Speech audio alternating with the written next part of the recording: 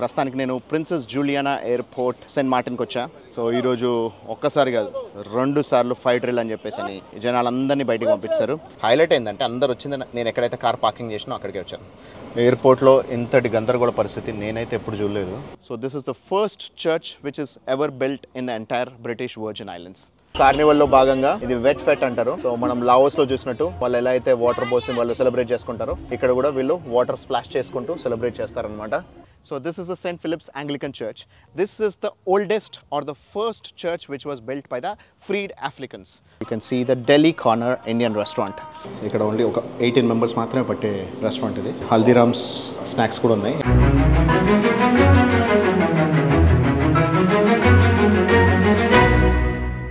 Hi friends, నేను మీ RK. మన ప్రపంచానికి స్వాగతం. ప్రస్తుతానికి నేను ప్రిన్సెస్ జూలియానా ఎయిర్పోర్ట్ సెయింట్ మార్టిన్కి వచ్చా. సో ఈరోజు ఒక్కసారి కాదు 2 సార్లు ఫైట్ డ్రిల్ అని చెప్పేసి అని జనాలందరినీ బయటికి పంపించారు. సో అందరం ఎయిర్పోర్ట్ మొత్తం ఖాళీ చేసేసి బయటికి రావడము, మళ్ళీ ఓకే అయిపోయిందని చెప్పేసి అంటే సరే అని మళ్ళీ రావడం. ఆ తర్వాత మళ్ళీ ఇప్పుడు సెకండ్ టైం డ్రిల్ అని చెప్పేసి మళ్ళీ అందరినీ బయటికి పంపించారు. సో ఇప్పుడు మళ్ళీ అందరం కలిసి బయటకు వచ్చేసి ఆ తర్వాత సేఫ్ పార్కింగ్లోకి వెళ్ళాలంట. ఆ తర్వాత కాసేపు రంగా వాళ్ళు మళ్ళీ చెక్ ఇన్ చేస్తారంట. సో ఈరోజు నేను ఎయిర్పోర్ట్ రావడానికి కారణం, ఈరోజు మనం బ్రిటిష్ వర్జిన్ ఐలాండ్స్ అనే ఒక ఫ్లైట్ వెళ్ళబోతున్నాము. ఆ బ్రిటిష్ వర్జిన్ ఐలాండ్స్ ఫ్లైట్ ఇప్పుడు మార్నింగ్ 10:30కి ఉంది. ఇప్పుడు ఇంకా 9:15 కాబట్టి హోప్ఫుల్లీ మనకి ఆన్ టైంలోనే వెళ్తుందని ఎక్స్పెక్ట్ చేస్తున్నా. ఈరోజు మార్నింగ్ వెళ్ళి ఈవినింగ్ కల్లా మనము బ్రిటిష్ వర్జిన్ ఐలాండ్స్ నుంచి మళ్ళీ సెయింట్ మార్టిన్కి వచ్చేస్తాము. రేపు మార్నింగ్ సేబాకి వెళ్ళబోతున్నాము. ఎల్లుండి morning we're heading to Guadeloupe. So ఇది నా స్కెడ్యూల్ ప్రస్తుతానికి. సో ఏమవుతుందనేది చూద్దాము. సో ఫ్లైట్ డిలే అవుతుందా లేకపోతే ఆన్ టైం వెళ్తుందా, ఈ ఫైర్ డ్రిల్స్ ఏంటి, ఎయిర్పోర్ట్లో ఇలా ఎయిర్పోర్ట్ మొత్తం ఖాళీ చేయడం ఏంటో నాకైతే చాలా కొత్తగా ఉంది. ఫస్ట్ టైం చూస్తున్నా, but it is different. Under కన్స్ట్రక్షన్లో ఉంది. So let's see. మొత్తానికి సేఫ్ పార్కింగ్ ఏరియా అయిన పార్కింగ్ లాట్ దగ్గరికి వచ్చేసాము. సో అందరూ జనాలు, passengers, even crew, everyone. So ప్రతి ఒక్కరు, నో ఎక్సెప్షన్ టు ఎనీవన్, ఎవ్వరూ ఎయిర్పోర్ట్లో ఉండడానికి లేదు. సో అందరూ వచ్చేసారు, అందరూ ఇక్కడే వెయిట్ చేస్తున్నారు. మొదటిసారేమో మనకి చెక్ ఇన్ కౌంటర్ దగ్గరికి వెళ్ళిన తర్వాత చెక్ ఇన్ చేయడానికి ముందు బయటికి పంపించారు. ఇప్పుడేమో ఎగ్జాక్ట్లీ సెక్యూరిటీ చెక్లో నేనే ఇట్లా సెక్యూరిటీ చెక్ వెళ్ళబోతున్నా. అప్పుడే అందరూ, నాతో పాటు అందరూ మొత్తం ఎయిర్లైన్ స్టాఫ్, క్రూ మెంబర్స్ అందరూ వచ్చేసారు. హైలైట్ ఏంటంటే అందరు వచ్చింది నేను ఎక్కడైతే కార్ పార్కింగ్ చేసినో అక్కడికే వచ్చాను. సో ఇక బయట వెయిట్ చేయడం ఎందుకు, మన కార్లోనే వెయిట్ చేయొచ్చు. బయట ఉంటేనేమో రికార్డింగ్ చేయొద్దు అది అని చెప్పేసి అంటున్నారు. ఇదైతే కార్లో అయితే మనల్ని ఎవరు ఆపేటోడు లేడు. ఎందుకంటే మన ఓన్ కారు, మన ఓన్ పార్కింగ్ అండ్ మన ఓన్ వీడియో. సో ప్రాబ్లం లేదు. సో ఇలా జరిగింది. సో నేనైతే ఇంతవరకు ఎప్పుడు చూడలేదు లైఫ్లో, ఫస్ట్ టైం చూస్తున్నా. ఎయిర్లైన్ స్టాఫ్ అన్ని మొత్తం, క్రూ మెంబర్స్, ఎయిర్లైన్స్లో పనిచేసే ప్రతి ఒక్కరు, ఎయిర్పోర్ట్ మొత్తం అంతా ఖాళీ అయిపోయి బయటికి రావడం అనేది. సో మేబీ ఎయిర్పోర్ట్ అంతా కన్స్ట్రక్షన్లో ఉండడం వల్ల ఫైర్ డ్రిల్స్ అనేది ఇట్స్ మ్యాండేటరీ డ్రిల్ ఏమో. సో కానీ ఒక గంట సేపట్లో 2 సార్లు డ్రిల్ ఏంటో నాకు అర్థం కావట్లేదు. సో లెట్స్ సీ ఎప్పటికీ ఈ డ్రిల్ కంప్లీట్ అవుతుంది, ఎప్పుడు మనల్ని అందరినీ లోపల పిలుస్తారు, ఎప్పుడు మళ్ళీ మనము ఫ్లైట్ ఎక్కుతామని తెలియదు. So let's see. చూస్తున్నారా ఇక్కడ అందరు కూడా passengers, crew members, airline staff అందరు ఇక్కడే వెయిట్ చేస్తున్నారు. ఎయిర్పోర్ట్లో ఇంతటి గందరగోళ పరిస్థితి నేనైతే ఎప్పుడు చూడలేదు. సో మొత్తం హడావిడి, గందరగోళం. సో ఏం జరుగుతుందో తెలియదు, ఎప్పటికి డ్రిల్ పూర్తవుతుందో తెలియదు. సో అందరికందరూ వెయిట్ చేస్తున్నారు. మన అదృష్టం ఏంటంటే మన పార్కింగ్ దగ్గర కాబట్టి మన కార్లో మనము ఏసీలో వెయిట్ చేస్తున్నాం, వాళ్ళందరేమో ఎండలో వెయిట్ చేస్తున్నారు. మీకు అందరికీ అనిపిస్తుండొచ్చు ఇలాంటి కొత్తవి వింతవి అన్నీ ఎందుకు నాకే జరుగుతాయని. సో ఎందుకంటే అంత ఎక్కువ ట్రావెల్ చేస్తున్నా కాబట్టి. చూడండి, boarding pass already gate number కూడా C3 అని రాసిచ్చారు. కరెక్ట్గా సెక్యూరిటీ చెక్ చేయబోతున్నా, అలా మళ్ళీ బయటికి రావాల్సి వచ్చింది. సో నాకు అబద్ధాలు చెప్పాల్సిన అవసరం లేదబ్బా. మీకు అనిపిస్తూ ఉండొచ్చు అన్ని వింత పరిస్థితులు, కొత్త కొత్త పరిస్థితులు అన్నీ నాకెందుకు ఏర్పడతాయి అంటే అంత ఎక్కువ ట్రావెల్ చేస్తున్నాం కాబట్టి, అంత ఎక్కువగా ఎక్స్పీరియన్స్ చేస్తూ ఉంటాను కాబట్టి మీకు అన్నీ షేర్ చేస్తూ ఉంటాం. సో ఎలాంటి గందరగోళ పరిస్థితి ఏర్పడినా, ఎలాంటి సిచ్యువేషన్ ఏర్పడినా సరే మీరందరూ ప్రిపేర్డ్గా ఉండాలని చెప్పేసి అనే ఉద్దేశమే నా మెయిన్ గోల్. క్రూ మెంబర్స్ అందరూ ఇప్పుడే మళ్ళీ ఎయిర్పోర్ట్ లోపలికి వెళ్తున్నారు. హోప్ఫుల్లీ మనల్ని కూడా పిలుస్తారు అనుకుంటా. మొత్తానికి ఫ్లైట్ ఎక్కేసాము. ఫ్లైట్ టేక్ ఆఫ్ అవ్వడం రెడీగా ఉంది. సో ఎంత హంగామా జరిగింది, ఏమైంది అనేది అక్కడికి వెళ్ళిన తర్వాత చెప్తాను.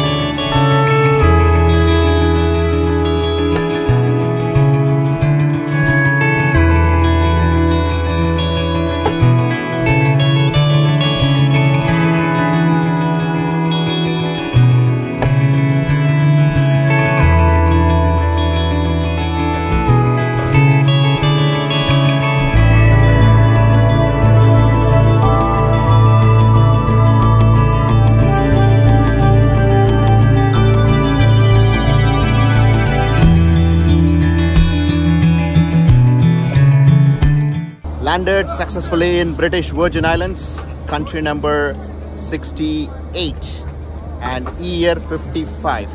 55వ దేశం. Friends, so welcome to British Virgin Islands and this is my country number 68 and ఈ సంవత్సరం 55 55వ దేశంలో అడుగు పెట్టేశాను. అండ్ ఇక్కడ మన కోసం కార్ రెడీగా ఉంది. We're going to take this car for a 6-hour tour. సో 6 గంటల పాటు మనం ఈ కార్లో ట్రావెల్ చేయబోతున్నాము. First we're going to start with the tour with an Indian restaurant. ఇక్కడ ఒక ఇండియన్ రెస్టారెంట్ ఉంది. ఆ ఇండియన్ రెస్టారెంట్లో మనము లంచ్ చేయబోతున్నాము. And the good thing is that this is 70th emancipation year organize celebrations in British Virgin Islands. So British Virgin ఐలాండ్స్లో 1954లో వీళ్ళు organized way of emancipation celebrations అనేది స్టార్ట్ చేశారు. అది ఇప్పటికి ఎగ్జాక్ట్లీ 70 years అవుతుంది. అంతకుముందు 1834లో యాక్చువల్గా ఎమాన్సిపేషన్ అనేది జరిగింది. సో ఎమాన్సిపేషన్ అంటే తెలిసిందే కదా, it's abolition of slavery. So బానిస బతుకుల్లోంచి వీళ్ళకి విముక్తి కలిగింది. సో ఆ విముక్తి కలిగి ఎగ్జాక్ట్లీ 190 years అవుతుంది. అండ్ సెలబ్రేషన్ స్టార్ట్ అయ్యి 70 years అవుతున్నాయి. సో ఈ బ్రిటిష్ వర్జిన్ ఐలాండ్స్ని మనము ఇప్పుడు ప్రస్తుతానికి కార్నివల్ నడుస్తుంది ఇక్కడ. So it's a carnival celebration time period అనమాట. సో ఇక్కడ మనం చూసుకుందాం ఎలా ఉన్నాయి ఐలాండ్స్. మనం will start with the lunch and then will move forward. Okay, so keep watching. Friends, ఇక్కడ ఫస్ట్ మెథడిస్ట్ బిల్డింగ్ అని చెప్పేసి వచ్చాను. This is the first Methodist church in the entire BVI. So this was built in 5th November 1810. అంటే 214 సంవత్సరాలు అవుతుంది, 214 years ago. And it was rebuilt in 1846, 1869, 1875 and most recently in 2017 ఎప్పుడైతే ఇక్కడ hurricane వచ్చి top వెళ్ళిపోయిందో so ఆ టైప్లో rebuild చేశారనమాట. So this is the first Methodist church in the entire British Virgin Islands. And so ఈ పర్టికులర్ ఏరియా చర్చ్ అనేది టాటలాలో ఉంది, east end of Tortola. And Tortola is the capital of BVI. So entire BVIలో 60 islands ఉన్నాయి, including islands and islets. So keys అంటారు, islets అంటారు. So out of 60లో around 80% of the people, 29,000 people live in Totala, which is the capital. So ఇది east end అనేది Tortola పక్కనే ఉందన్నమాట. So one of the part of the Tortola అనమాట. So ఈ particular ఐలాండ్లోనే దాదాపు 29,000 మంది ఉంటున్నారు. సో మిగతా 6,000 మంది మాత్రమే మిగతా 59 ఐలాండ్స్లో కలిపి ఉన్నారనమాట. So out of 60 only 20 are inhabitant. So 20 ఐలాండ్స్లో మాత్రమే జనాలు ఉంటారు. ఇంకో 40 ఐలాండ్స్ వెళ్ళి వస్తారు తప్పించి అక్కడ ఎవరు జనాలు ఉండరు అనమాట. So this is the Methodist church. And so this is the first place which I wanted to show you. And then ఇక్కడ నుంచి మనము టాటలా మెయిన్ సిటీ క్యాపిటల్ లోపలికి వెళ్ళి అక్కడ ఢిల్లీ కార్నర్ అనే ఒక ఇండియన్ రెస్టారెంట్ ఉంది. ఆ రెస్టారెంట్లో మనము ఈరోజు లంచ్ చేయబోతున్నాము. Let's go towards the Delhi corner. And this is the whole Methodist church. So this is the first church which is ever built in the entire British Virgin islands. దాదాపు 214 years history కలిగిన church ఇది. So it's beautiful. Church బయటికి వచ్చి చూడగానే ఇలా గోడల పైన ఎలా రాసింది చూడండి, 1810 to 2010 ద చర్చ్ అని చెప్పేసి. సో 1810లో ఈ చర్చ్ కట్టారు కాబట్టి ఈ గోడల పైన ఆ చర్చ్ యొక్క ఫొటోస్ ఇలా వీళ్ళు పెయింట్ చేసి పెట్టారు. బ్యూటిఫుల్ కదా. ఒరిజినల్గా చర్చ్ని బిల్డ్ చేసినప్పుడు ఎలా ఉందో ఆ ఇమేజెస్ అనేది ఇక్కడ పెయింట్ చేసి పెట్టారు. సో ఒక వుడెన్ ఫ్లోర్ ఉందంట, అది ఎంతమంది ఎలా అయితే ఉందో ఆ ఫ్లోర్ని అలాగే ఉంచేసి 214 సంవత్సరాల నుంచి దాన్ని అలాగే మెయింటైన్ చేస్తున్నారు. ఫ్రెండ్స్, ఇప్పుడు మనము మెయిన్ సిటీ సెంటర్ వైపు వెళ్తున్నాము. ఇక్కడ left hand side of the road వెళ్తున్నాము, ఎందుకంటే this is under the British control. So it's a British overseas territory. కెరిబియన్లో దాదాపు 6 countries ఉన్నాయి which are under British overseas territories, which is like Anguilla, Bermuda, Turks and Caicos, Montserrat and this one British Virgin Islands. So వీటన్నిటిలో so ఇది మాత్రం complete self sufficient country. Since 1970s వీళ్ళు Britain నుంచి ఎలాంటి aid తీసుకోవట్లేదు, కాకపోతే this is part of Britain అనమాట. So British overseas territory కింద. ఇక్కడ అరౌండ్ 13 ఎలక్టెడ్ మెంబర్స్ ఉంటారంట. 13 మెంబర్స్లో ఎవరైతే ఏ పార్టీకి అయితే 7 members ప్లస్ వస్తారో వాళ్ళు they will be the premier. So prime minister టైప్లో అనమాట. అండ్ దే విల్ హ్యావ్ ఈ 13 మెంబర్స్లో ఈచ్ మెంబర్కి they will have separate department. So each department అంటే వాళ్ళకి ఫైనాన్స్ ఉండొచ్చు, లేకపోతే కమ్యూనికేషన్ అయి ఉండొచ్చు, లేకపోతే ఎడ్యుకేషన్ అయి ఉండొచ్చు. సో ఇలా డిఫరెంట్ డిపార్ట్మెంట్స్. అండ్ వీళ్ళందరికీ ఒక అడిషనల్ మెంబర్ ఎవరు ఉంటారు అంటే ఒక governor which is appointed by UK. And they are responsible for the external affairs along with the premier. So this is how the political structure which is developed here. And they have water sources కొన్ని spring waters ఉన్నాయంట, natural నదులు అయితే లేవు, కాకపోతే spring water sources ఉన్నాయి. And so they use mostly desalination, అంటే సముద్రం నీటిలోంచి ఉప్పు తీసేసి అదే ఒక 60 to 70% of the time water use చేస్తారు. అండ్ దెన్ స్ప్రింగ్ వాటర్ కొంతమంది యూస్ చేస్తారు, plus ground water. So ground water అనేది మనకి రెయిన్ వాటర్ హార్వెస్టింగ్ చేసుకొని యూస్ చేస్తారు అనమాట. So the remaining 20 to 30% they use that.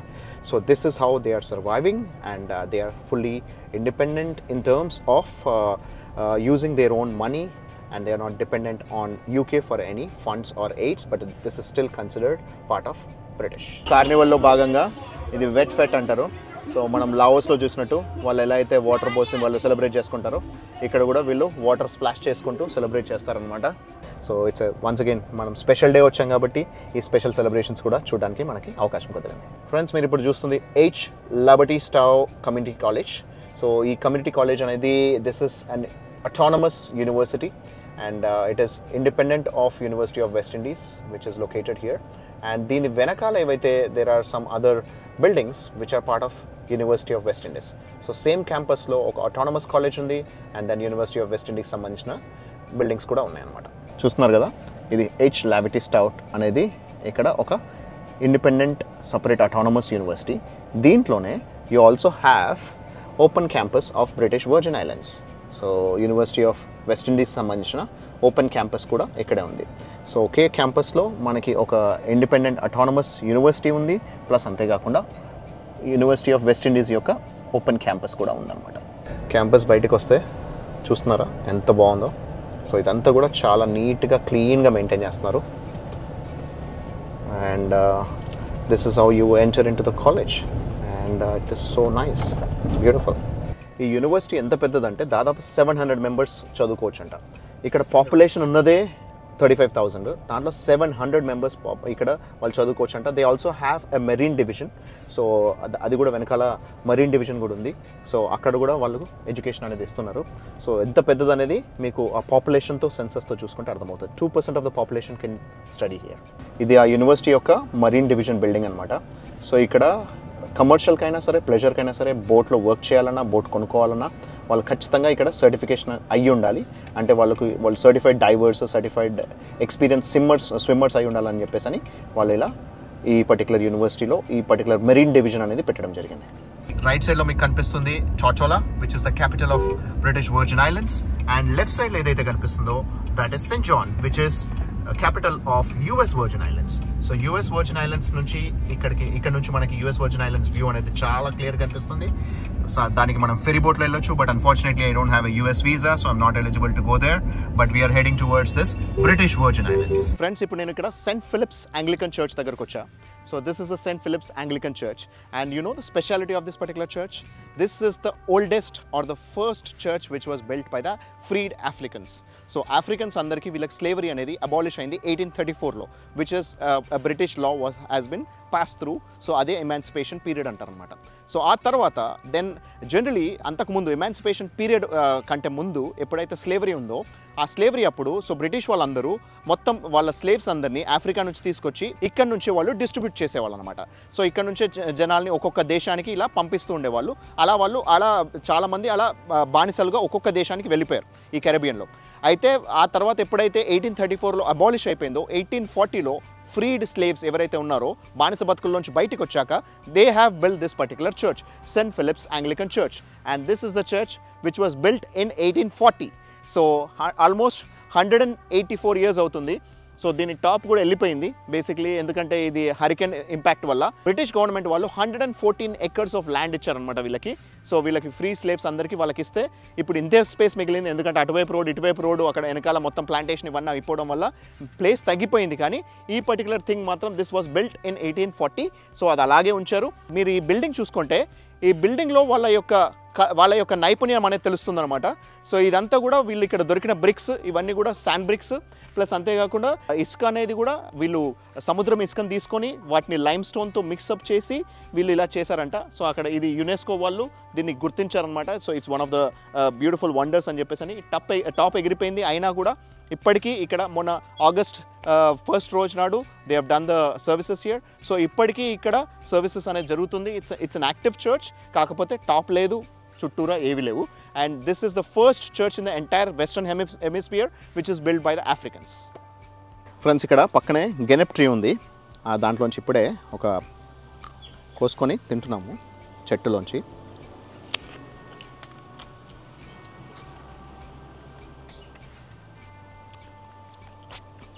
చాలా డిఫరెంట్గా ఉంది. మీకు గుర్తుంటే ట్రినిడాడ్లో మీకు ఈ చెట్టు కాయలు చూపించాను, అవే ఇవి. ఇక్కడ చెట్టు ఇక్కడ కోసుకొని తినొచ్చానంటే సో కోసుకొని తింటున్నాను అన్నమాట. సూపర్.